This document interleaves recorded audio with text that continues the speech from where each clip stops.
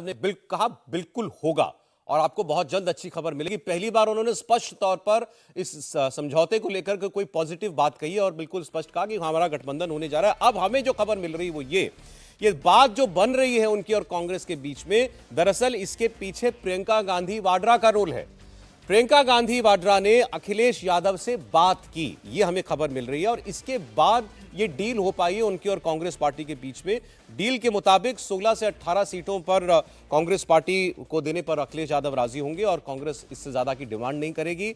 1 से 2 सीट पर बातचीत अभी भी जारी है, बाकी तय हो चुकी हैं सीटें और आज शाम तक इस पर कोई निर्णय हो जाएगा और कुछ सीटों का भी इसमें जिक्र किया जा रहा है। तो आखिरकार इसमें हस्तक्षेप करना पड़ा प्रियंका गांधी वाड्रा को कि अखिलेश यादव से बात करके वो कोई समझौता कराएं, वरना ऐसा लग रहा था कि ये शायद बाकी दलों की तरह इससे ये भाई कांग्रेस पार्टी भी समझौते से बाहर होने जा रही है। एक बार हम चलते हैं, विजय लक्ष्मी हमारी सहयोगी जुड़ गई हमारे साथ। विजय लक्ष्मी, बताइएगा जरा कैसे बन रही है बात कांग्रेस और सपा के बीच में?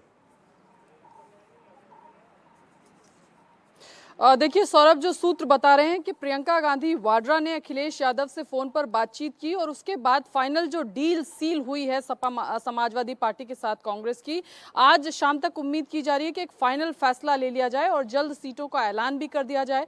16 से 18 सीटें कांग्रेस पार्टी के खाते में आएगी। पहले कांग्रेस पार्टी कह रही थी कि ऐसी तमाम सीटें कांग्रेस को दी जा रही हैं जहां पर कांग्रेस का बेस जो है बहुत मजबूत नहीं है, और अब सूत्र इस ओर इशारा कर रहे हैं कि कांग्रेस को वही सीटें मिल रही है जहां पर कांग्रेस को लगता है कि उसका जनाधार है और जहां पर वो एक मजबूत लड़ाई लड़ सकती है। पश्चिमी उत्तर प्रदेश की कई सीटें हैं, हमें बताया जा रहा है सूत्रों के मुताबिक बिजनौर, अमरोहा जैसी सीट कांग्रेस पार्टी को मिल सकती हैं। इसके अलावा झांसी कांग्रेस पार्टी को मिल सकती है। बुलंदशहर, मथुरा जैसी सीटों पर समाजवादी पार्टी जो है अपना उम्मीदवार उतार सकती है। इसके अलावा श्रावस्ती एक सीट है जिस पर कांग्रेस पार्टी चाहती है कि वो उसको दी जाए। कांग्रेस को लगता है कि कांग्रेस का मजबूत जनाधार है और वहां पर कांग्रेस के पास चेहरा भी है मजबूत, इसलिए कांग्रेस पार्टी श्रावस्ती भी मांग रही है। हालांकि उसको लेकर के अभी जो सूत्र बता रहे हैं कि बातचीत जो है वो सपा और कांग्रेस के बीच में चल रही है। इसके अलावा मुरादाबाद मंडल, सौरभ, क्योंकि कांग्रेस पार्टी चाहती है कि हर मंडल में उसका प्रेजेंस रहे और जो मजबूत जनाधार वाली सीटें हैं वो उसको लड़ने को मिले ताकि बाद में एम्बैरसमेंट कांग्रेस पार्टी को ना हो। ऐसे लिए इन्हीं तमाम सीटों के लिए नेगोशिएशन जो है वो शुरू से चल रहा था, लेकिन इनमें से कुछ सीटें ऐसी थी जो समाजवादी पार्टी कांग्रेस को नहीं देना चाहती थी। अब हमें जो जानकारी मिल रही है कि प्रियंका गांधी और अखिलेश यादव की बातचीत हुई है फोन पर और उसके बाद फाइनल डील सील जो हुई है उसमें 16 से 18 सीटें कांग्रेस पार्टी के खाते में आएंगी। एक दो सवाल है विजय लक्ष्मी, और एक तो ये कि इसमें प्रियंका गांधी वाड्रा को आखिर क्यों हस्तक्षेप करना पड़ा कांग्रेस पार्टी की तरफ से? राहुल गांधी तो यात्रा निकाल रहे हैं, फाइनल अथॉरिटी एक किस्म से तो राहुल गांधी ही है ऐसे निर्णय लेने के लिए, और वो यूपी में ही है, लेकिन बात करती हैं प्रियंका। देखिए सौरभ, प्रियंका गांधी वाड्रा जो सूत्र हमें बता रहे हैं कि पूरा जो समाजवादी पार्टी के साथ सीटों का निगोसिएशन रहा वो पूरे प्रोसेस में इन्वॉल्व रही। जितने भी दौर की बातचीत हुई कांग्रेस और सपा के बीच में, उसमें जो पार्टी के यूपी के इंचार्ज हैं, जनरल सेक्रेटरी हैं अविनाश पांडे, वो पहले समाजवादी पार्टी से बात करते थे और फिर प्रियंका गांधी वाड्रा से डिस्कशन होता था और फिर उसी के बाद कांग्रेस पार्टी की तरफ से कांग्रेस का पक्ष जो है वो कन्वे किया जाता था समाजवादी पार्टी को। तो प्रियंका गांधी जो है वो एक तरीके से बैकडोर से चीजें जो है वो देख रही थी, लेकिन आज जो है उन्होंने परोक्ष रूप से अखिलेश यादव से बात की, क्योंकि पिछले 2-3 दिनों से इस तरह की खबरें भी चलने लग गई थी कि अब शायद अलायंस ना हो, अलायंस टूट जाए, कांग्रेस और सपा की बात नहीं बन रही है। एक खराब परसेप्शन इंडिया अलायंस को एक जोल्ट के तौर पर ये तमाम चीजें देखी जा रही थी। शायद यही वजह होगी कि प्रियंका गांधी वाड्रा ने अब खुद, अभी इससे पहले वो अपनी पार्टी की जो इकाई है उसी से बातचीत कर रही थी, उस लेवल पर एंगेज थी, इन्वॉल्व थी, लेकिन अब सीधा उन्होंने अखिलेश से बात की ताकि इस डील को सील किया जा सके और इसका अनाउंसमेंट किया जा सके, ताकि जो परसेप्शन के तौर पर जो नैरेटिव चल रहा है कि इंडिया अलायंस को एक के बाद एक तमाम राज्यों से झटका मिल रहा है उसको रोका जा सके। बहुत शुक्रिया विजय लक्ष्मी आपका। तो कांग्रेस पार्टी और समाजवादी पार्टी के बीच समझौता हो सकता है, गठबंधन आज फाइनल हो सकता है, शाम तक इस पर खबर आ सकती है। विजय लक्ष्मी ने जैसा बताया, कांग्रेस पार्टी के खाते में अमरोहा, बिजनौर, सहारनपुर, झांसी जैसी सीटें भी जा सकती हैं, जबकि बुलंदशहर और मथुरा ये समाजवादी पार्टी अपने पास सीटों को रख सकती है। लेकिन इसमें हस्तक्षेप करना पड़ा प्रियंका गांधी को सीधे, और अखिलेश यादव से फोन पर बात करनी पड़ी, वरना ऐसा लग रहा था कि यह गठबंधन शायद नहीं हो पाएगा। हर्षवर्धन जी।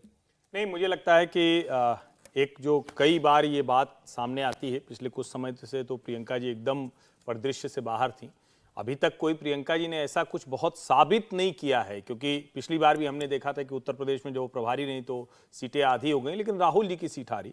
लेकिन एक बात मुझे लगती है, और मैं गांधी परिवार के भीतर का बहुत कुछ नहीं जानता हूं, लेकिन आप देखिए इस पूरी यात्रा में आपको प्रियंका गांधी की कोई भूमिका नहीं दिखी। रायबरेली अमेठी में होना था, उसी वक्त उनका स्वास्थ्य खराब हुआ, ईश्वर करे वो जल्द स्वास्थ्य लाभ करें। क्या इतनी तबीयत खराब हो गई थी कि वो नहीं जा पाई? और जब इस यात्रा की हम बात करते हैं तो जहां जहां से यात्रा गुजरी कुछ न कुछ टूटा। अब कुछ जुड़ने की बात आ रही तो वहां प्रियंका गांधी इनिशिएट कर रही है। मैं ये समझ नहीं पाता, अगर कांग्रेस पार्टी के भीतर, ये मेरी उत्कंठा भी है, ये मैं जानना चाहता हूं, ये मैं विश्लेषण नहीं कर रहा हूं, कि अगर प्रियंका जी इतना फेविक्विक फैक्टर हैं, जोड़ सकती हैं, बाहर के नेताओं को बुला सकती हैं, अपनी पार्टी में जब मुश्किल होती है तो वो समझा लेती हैं, ऐसी खबरें बार बार आती हैं, तो कौन सी वो ताकतें हैं कांग्रेस के भीतर जो प्रियंका गांधी वाड्रा को आगे नहीं आने देती? क्योंकि बार बार ये कहा जाता है कि राहुल गांधी के बाद अब कोई और नहीं आएगा, फिर राहुल गांधी आ जाते हैं, राहुल गांधी कुर्सी से उतरते हैं, कह देते हैं गांधी परिवार का कोई नहीं होगा। तब भी ये कहा गया था कि प्रियंका गांधी को रोकने के लिए। तो कौन से वो सलाहकार हैं, कौन लोग हैं जो किसी भी कीमत पर प्रियंका गांधी को कांग्रेस की मेन स्ट्रीम में नहीं आने देना चाहते? ये सवाल जरूर कांग्रेसियों के मन में आ रहा है। ऐसा किसी सलाहकार की तो हिम्मत नहीं हो सकती कि प्रियंका गांधी को रोक ले। नहीं, लेकिन पिछले कुछ समय के आप घटनाक्रम देखिए, आप अगर उस घटनाक्रम को देखें, और मैं तो 2012 से ये घटनाक्रम लगातार देख रहा हूं, क्या प्रियंका गांधी, और आप कुछ भी कहें, लेकिन क्या कांग्रेस पार्टी की इतने बड़े स्पेक्ट्रम में एक लोकसभा सीट उनके लिए नहीं थी? फिर चर्चा होती है कि अच्छा राज्यसभा से भेजी जाएंगी, फिर वो वहां भी नहीं होती। अध्यक्ष पद से राहुल गांधी 2019 में जब हार कर हटते हैं तो पहले ही राइडर लगा देते हैं, गांधी परिवार का कोई नहीं हुआ। लेकिन जब भारत जोड़ो यात्रा हो, भारत जोड़ो न्याय यात्रा है, तो फिर राहुल गांधी आ जाते हैं। तो कुछ तो है, वो कौन सा प्ले है गांधी परिवार के भीतर के लोग बता नहीं, सारी गठबंधन की बैठकों में तो राहुल गांधी बैठते हैं ना, खड़गे साहब के साथ, सोनिया जी के साथ। प्रियंका गांधी तो उसमें नहीं होती हैं, लेकिन यूपी का फैसला कराने के लिए प्रियंका जी को आगे आना पड़ा। राहुल गांधी ने क्यों नहीं बात कर ली अखिलेश यादव से? देखिए, मुझे लगता है कि ये तो कांग्रेस के भीतर क्या फैसला हुआ है उनको देखना है, लेकिन मैं शायद ये नहीं कहना चाहूँगा कि कोई जो हर्षवर्धन जी जिसकी तरफ बहुत इशारा कर रहे हैं, साफ नहीं इशारा कर रहे हैं, साफ उतना नहीं बोल रहे हैं कि दोनों भाई और बहन के बीच में कोई टकराव है या कोई मनमुटाव है। मुझे नहीं लगता ऐसा कुछ है। ये ज़रूर होगा कि अगर जैसे पार्टियों में किसके साथ बेहतर ट्यूनिंग है, हो सकता है प्रियंका गांधी और जो अखिलेश यादव उनकी बेहतर ट्यूनिंग रही हो कभी, और उन्होंने आपस में बात कर सकते हो, तो इसलिए हो सकता है कि बात जो है वो की जा रही हो दोनों के बीच में और समझौता करने को। वैसे भी हमने एक बार देखा ही था कि प्रियंका गांधी जो है उत्तर प्रदेश के सारे जो काम है उनको देख रही थी। ठीक है, ऐसा नहीं है कि वो पॉलिटिक्स में आना चाहेंगी तो उनको जो है कोई कांग्रेस में रोक लेगा, मुझे ऐसा नहीं लगता। और वैसे भी पॉलिटिक्स में तो हैं, अब वो चुनाव लड़ेंगे कि नहीं लड़ेंगे, लड़ना चाहेंगी तो रोक लेगा, ऐसा मुझे नहीं लगता ऐसा कुछ। और ये पहली बार थोड़ी ना हुआ है, जब राजस्थान हुआ था तब सामने खबर आई थी, जब छत्तीसगढ़ हुआ था तब सामने खबर आई। तो हर जगह अगर वो मध्यस्थ की भूमिका में है तो वो मुख्य धारा में क्यों नहीं है, वो आगे क्यों नहीं है? और अगर महासचिव वो बन गई थी तो उसके बाद क्यों नहीं? आगे बढ़ता हूं, समय क्या होती हैं पार्टियों की, र्यूमर्स क्या बाहर आती हैं और पार्टियों में एक्चुअली क्या होता है, इसमें काफी फर्क होता है। अब जरा हम बिहार की बात कर लेते हैं। बिहार में सरकार बदलने के बाद, नीतीश कुमार के इधर आ जाने के बाद एनडीए में, प्रधानमंत्री मोदी पहली बार राज्य के दौरे पर जा रहे हैं और उनका कार्यक्रम जो है वो पूरी तरीके से अब सामने आ चुका है। बेतिया में वो एक सभा करेंगे, ये हमको पता चल रहा है। हमारे पॉलिटिकल एडिटर देवेंद्र पराशर जुड़ चुके हैं हमारे साथ, इस खबर पर आपको और अपडेट करेंगे। जी देवेंद्र, बताएं। 3 मार्च को सौरभ प्रधानमंत्री नरेंद्र मोदी बेतिया में जाने वाले हैं, जहां पे बहुत सारे कार्यक्रम का, प्रोजेक्ट्स का वो शिलान्यास करेंगे। उसके बाद पब्लिक रैली भी होगी, बिहार के मुख्यमंत्री नीतीश कुमार भी होंगे। और ये बहुप्रतीक्षित रैली इस लिहाज से है कि 3 बार पहले इस रैली की तारीख को टाला गया था। सबसे पहले आपको ध्यान होगा कि 13 जनवरी को बेतिया की रैली तय की गई थी प्रधानमंत्री मोदी की।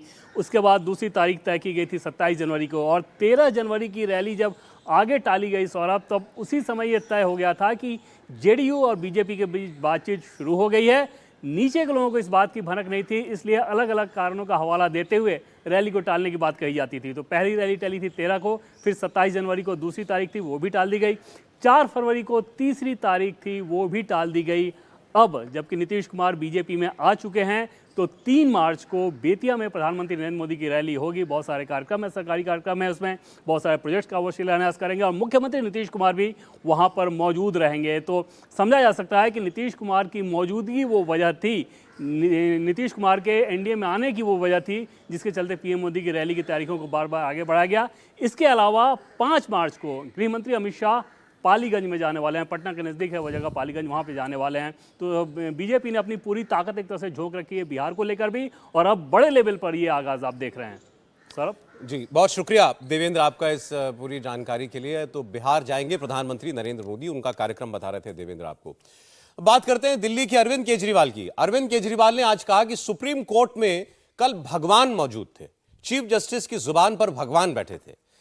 दरअसल चंडीगढ़ के मेयर चुनाव पर जो सुप्रीम कोर्ट ने फैसला दिया वो खुद भगवान ने सुनाया, ऐसा अरविंद केजरीवाल का आज कहना है। सुनाते हैं आपको उनकी बात। जिस तरह से सुप्रीम कोर्ट के अंदर ये मामला चला, हम लोग अदालतों को मंदिर की तरह मानते हैं।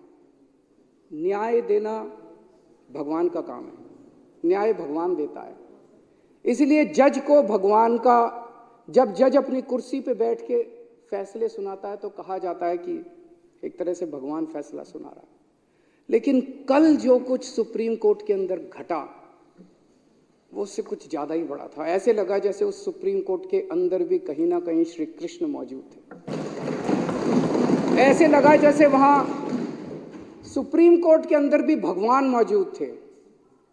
ऐसे लगा जैसे चीफ जस्टिस ऑफ इंडिया के अंदर भगवान बोल रहे थे।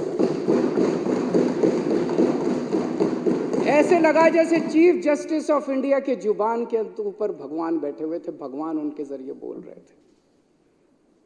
तो ये जो कल पूरा घटनाक्रम हुआ वो ये दिखाता है कि अब हम सबसे पहले तो सुप्रीम कोर्ट का बहुत बहुत शुक्रिया इस सदन के माध्यम से हम इस सदन के माध्यम से सुप्रीम कोर्ट का शुक्रिया अदा करना चाहते हैं, उस पूरी बेंच का शुक्रिया अदा करना चाहते हैं, खासकर चीफ जस्टिस ऑफ इंडिया का शुक्रिया अदा करना चाहते हैं जिन्होंने इतने कठिन समय के अंदर हमारे देश को, जनतंत्र को बचाने का काम किया। अब जरा दिल्ली में कांग्रेस और आम आदमी पार्टी के बीच गठबंधन होगा या नहीं होगा, इसको लेकर की खबर है वो आपको बता दें। आप और कांग्रेस के बीच सीट शेयरिंग पर बात बन गई है, ऐसी खबर आ रही है। और यह पता चल रहा है कि कांग्रेस के महासचिव केसी वेणुगोपाल के घर पर आम आदमी पार्टी के नेता आतिशी और सौरभ भारद्वाज उनसे मिले थे और इस बैठक में ही ये बातचीत हुई, जिसमें ऐसा माना जा रहा है कि दिल्ली की 7 सीटों को लेकर के सहमति बन गई है। इसके अलावा हरियाणा, गुजरात और पंजाब को लेकर भी बात हुई है। पंजाब में हालांकि दोनों पार्टियां ये कह रही हैं कि उनको गठबंधन की जरूरत भी नहीं है और वहां की दोनों यूनिट भी ये नहीं चाहती हैं, इसलिए वहां गठबंधन नहीं होगा। लेकिन हरियाणा में, गुजरात में और दिल्ली को लेकर के जो समझौता हुआ है वो जल्द उसका ऐलान किया जा सकता है। समीर जी, तो मतलब कांग्रेस और आपकी बीच ही बात बन रही है समाजवादी पार्टी के साथ साथ? बिल्कुल, मुझे लग रहा है कि जिस हिसाब से कल सुप्रीम कोर्ट का निर्णय आया था और पंजाब में जिस हिसाब से चंडीगढ़ में मेयर का चुनाव दोनों ने मिलकर जीता, तो इन्हें लग रहा होगा कि अगर मिलकर हम पंजाब में अगर चुनाव लड़ते हैं, हरियाणा में मिलकर चुनाव लड़ते हैं तो किस सीटें बढ़ा सकते हैं। देखिए, पंजाब में तो वैसे भी कांग्रेस बहुत मजबूत स्थिति में अपने आप को महसूस कर रही थी, आम आदमी पार्टी मजबूत रही, तो वहाँ सीटों का बंटवारा आना बहुत मुश्किल था। मुझे लग रहा है दोनों दलों को समझ में आ गया कि पंजाब में सीटों का बंटवारा होगा नहीं, इससे बेहतर है दोनों अलग अलग लड़े। लेकिन मुझे लग रहा है कि हरियाणा के अंदर भी कांग्रेस सीटें दी है आम आदमी पार्टी को, दिल्ली के अंदर आम आदमी पार्टी ने कांग्रेस सीटें दे रही है और गुजरात के अंदर आम आदमी पार्टी को सीटें मिल रही है। इसका मतलब ये तय है कि आने वाले दिनों में आम आदमी पार्टी कांग्रेस के साथ मिलकर चुनाव लड़ेगी और उनका गठबंधन होगा। समाजवादी पार्टी के बाद एक बड़ा दल आम आदमी पार्टी अगर कांग्रेस के साथ गठबंधन कर रहा है तो मुझे लग रहा है कि ये एक विपक्ष के दृष्टिकोण से देखा है तो एक अच्छा सहयोग है कि कांग्रेस के लिए भी ऐसा लग रहा है कि अब आम आदमी पार्टी के साथ और उत्तर प्रदेश में अखिलेश के साथ वो अपनी स्थिति सुधार सकती है और ये दोनों दल भी कांग्रेस के साथ अपनी स्थिति को सुधार सकते हैं। मुझे लग रहा है समाजवादी पार्टी के साथ गठबंधन लगभग हो गया है, आदमी पार्टी के साथ भी कांग्रेस का गठबंधन लगभग तय हो गया है और आने वाले दिनों में सीटों का डिस्ट्रीब्यूशन भी सामने आ जाएगा। बहुत शुक्रिया आज कहानी कुर्सी की में आप लोगों का जुड़ने के लिए। हर्षवर्धन जी, राहुल जी, समीर जी, बहुत धन्यवाद आपका। एक ब्रेक ले रहे हैं और 3 बजे राजधर्म में बात करेंगे।